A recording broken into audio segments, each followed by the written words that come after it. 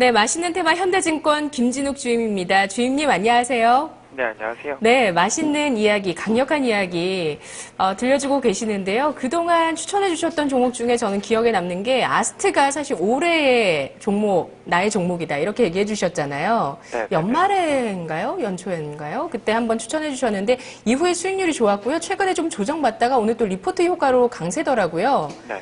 지금 담아도 안 늦나요, 이 종목? 아스트는 그때도 말씀드렸다시피 제 목표가는 단기적으로도 2만 원 보고 있고요. 비행기를 많이 타보시는 분들은 아시겠지만 대부분 저가항공사들은 737 기종을 만들고 아스트 같은 경우에는 737의 핵심 부분은 섹션 부분을 만드는 회사입니다.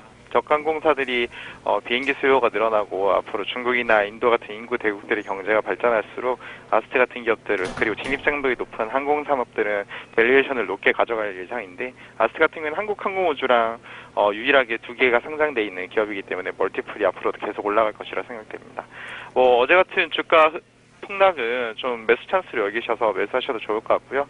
특히 13,000원대 수준에서는 매수하셔도 좋을 것 같습니다. 네네. 떨어질 때마다 사도 괜찮은 기업이다라고 얘기를 해주셨네요. 올해의 나의 종목이라는 관점을 계속 유지를 하십니다. 자, 그러면 오늘은 어떤 이야기 들어볼까요?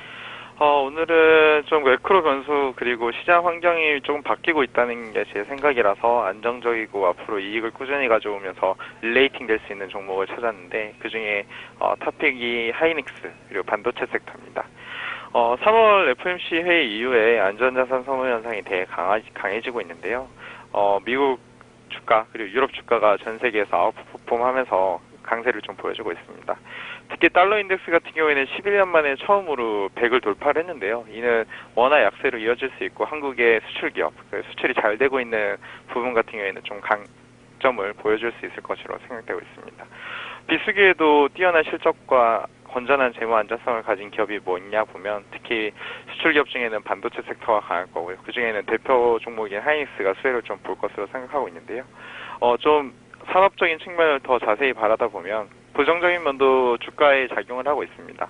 현재 PC 디램 가격이 1월 달에 6% 정도 하락을 했고요. 2월 달에는 3% 정도 하락을 했는데 반면 모바일이나 서버용 디램 가격 같은 경우에는 안정적으로 유지가 되고 있습니다. 네. 그래서 보시면 조금 대우증권 추정치를 보고 있는데 조금 하락을 하고 있지만 PC용 디램 같은 경우에는 DDR3이기 때문에 아무래도 모바일이나 서버용 가격은 유지가 되고 있는 것을 볼 수 있으시고요. 얼마 전에 MWC에서 삼성전자 같은 경우에는 갤럭시 S6와 엣지를 발표를 했습니다. 그리고 하반기에는 아이폰도 새로운 제품을 판매할 예정이고요. LG 같은 경우에는 G4 같은 제품을 출시하겠다고 얘기를 했습니다. 지금 스마트폰의 플래그십 모델들이 LPDDR4 그러니까 지금 DDR3를 탑재하고 있는 모바일 디램이 한 단계 더 발전된 것을 탑재를 할 예정인데요. 네. DDR4는 DDR3에 비해서 성능과 전력 소모가 뛰어나기 때문에 플래그십 모델에서는 많은 DDR4를 탑재할 것으로 예상되고 있고 DDR4를 만들 수 있는 하이닉스와 삼성전자는 수혜를 가져올 것으로 예상하고 있습니다. DDR4 같은 경우에는 기존의 DDR3 램에 비해서 80% 정도 성능이 향상됐고요. 갤럭시 6는 3기가 DDR4를 탑재하겠다고 얘기를 했습니다. 아이폰 같은 경우에는 예상은 지금 2기가 정도를 탑재할 것으로 예상하고 있는데요. 이는 하이닉스가 애플에 납품을 하고 있기 때문에 수혜로 이어질 것으로 예상하시면 좋을 것 같습니다. 다른 모멘텀은 애플 같은 경우에는 iOS 앱스토어에서 파일 제한 용량을 2기가에서 4기가로 향상을 시켰는데요. 지난 2월에 이 뉴스가 나왔습니다. 이 말은 파일 제한 용량을 상향한 이유는 최근에 고사양 게임이 많이 늘어나고 있고 과거 7년간 2GB로 제한했던 용량 한도를 2배 정도 늘리면서 앞으로 초고해상도 확대, 네. 앱 사이즈 증가 같은 컨텐츠 부분의 증가는 하드웨어에 영향을 주고 있다고 판단하시면 될 것 같고요. 그 밑에 자료를 보시면 앱 다운로드 횟수 성장 추이를 보시면 좋을 것 같은데 2013년부터 하드웨어의 증가로 인해서 소프트웨어도 점점 더 고사양을 요구하고 있는 것을 보실 수 있을 것 같습니다. 네. 네네.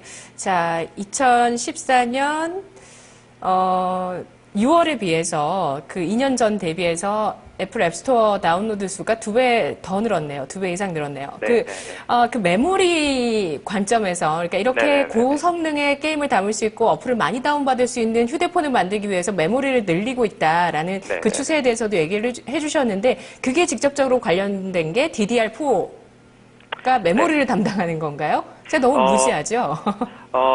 메모리 반도체 같은 네. 경우에는 낸드 플래시와 이렇게 휘발성인 D램으로 나뉘어질 수 있고요. D램도 PC용 D램과 노트북 D램, 그리고 모바일 D램, 서버용 D램 이렇게 나눠지는데요.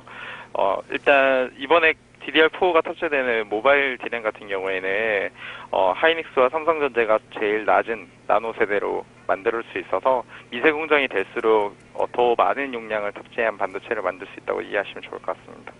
네네. 그러니까 이 DDR4가 성능도 빠르면서 용량도 크면서 전력 소모도 적은 거죠? 미세 공정이라는 말은 네. 작은 거에 더 많은 반도체를 담을 수 있다는 얘기인데, 원가를 절감시킬 수 있기 때문에 동일한 성능의 제품을 만들더라도 원가율이 제조업체는 더 좋아지는 상황이고요.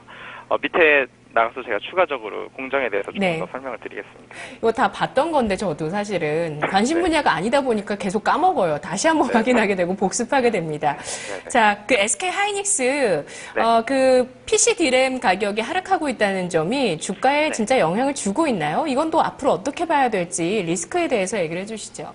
네, 알겠습니다. 하이닉스 같은 경우에는 얼마 전에 44,000원까지 한번 주가가 하락을 했었습니다. 그 이유가 그 미국의 PC용 업체들, 완성 업체들이 주가가 한 15% 정도 하락을 했는데요. 노트북 수요 부진에 따라서 PC 가격이 좀 1월, 2월 달에 아까 말씀드렸다시피 하락을 했는데, 이게 주가에 좀 영향을 준 것 같습니다. 실질적으로 월간 노트북 출하량이 2015년 들어서 조금 떨어지고 있는 모습을 보여주고 있는데요. 아무래도 4분기, 그러니까 블랙 프라이데이나 크리스마스 시즌에 출하가 많이 됐기 때문에 1분기는 비수기로 여겨지는데, 이런 가격 하락이 좀 영향을 줬다고 보여지고 있고요. 그리고 삼성전자의 미생 공정 카타가 이미 증설을 하고 상대적으로 하이닉스보다는 미리 생산을 양산을 시작을 했습니다. 이런 영향으로 모바일 가격에 영향을 조금 줬다고 판단되어지는데요. 이런 우려는 시간이 지나면 다시 해결될 요소들이기 때문에 할인이 오래 가지 않을 거라는 게 제 생각입니다. 절정을 보여주시면 아까 궁금해하셨던 것들 좀 설명드릴 수 있을 것 같은데요. 삼성전자 미세공정 격차는 갈수록 축소되어 가지고 있습니다. 30나노와 20나노의 기술력 차이를 보시면 하이닉스가 과거에는 4분기 가까이, 1년 가까이 기술력 차이가 나타났다면 지금은 2달에서 6개월 사이에 미세공정 차이가 나고 있는데요. 삼성전자 같은 경우에는 올해부터, 그러니까 작년 하반기부터 20나노 세대 공정으로 들어갔고요. 하이닉스는 6월달에 들어갈 것으로 예상을 하고 있는데, 생각보다 더 빠른 2분기 정도면 생산을 시작하고 3분기 정도면 수율을 잡을 것으로 예상하고 있습니다. 그러니까 아이폰 신규 모델이 나올 때 그때 아마 수율을 잡아서 나올 것 같은데요. 이는 하반기에 좀 실적이 많이 잘 나올 것으로 예상하고 있습니다.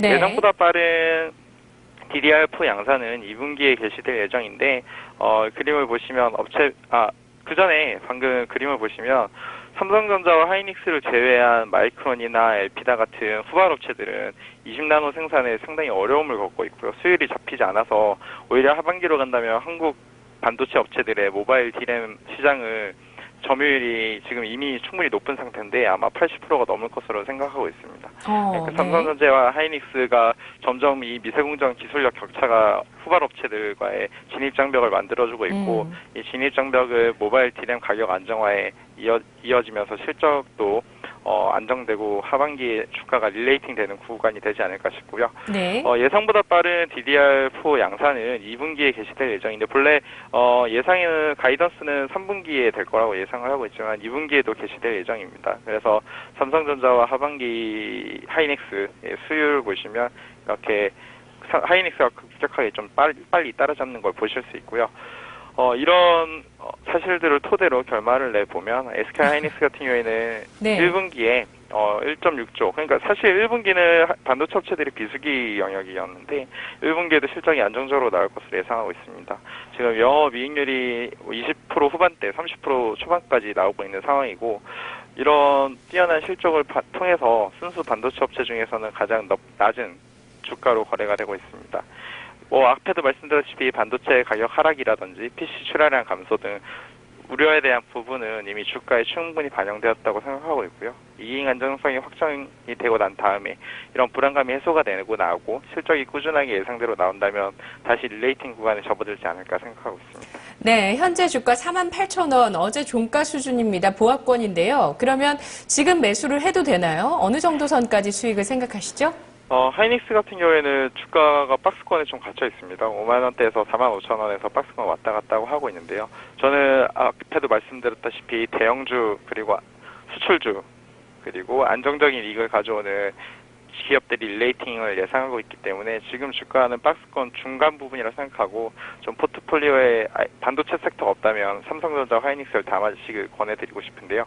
매수가는 48,000원 제시해드리고요. 목표가는 58,000원 제시해드리도록 하겠습니다. 손절가는 46,000원으로 하시면 좋을 것 같네요. 네, 손절가 46,000원이요. 알겠습니다. 잘 들었습니다. 네, 감사합니다. 네, 고맙습니다. 반도체, 이 환율의 수혜, 원화 약세의 수혜를 입을 수 있는 대표적인 섹터고요. 그리고 1분기 같은 경우도 뭐 여전히 이 IT 쪽의 업황이 좋습니다. 반도체 업황.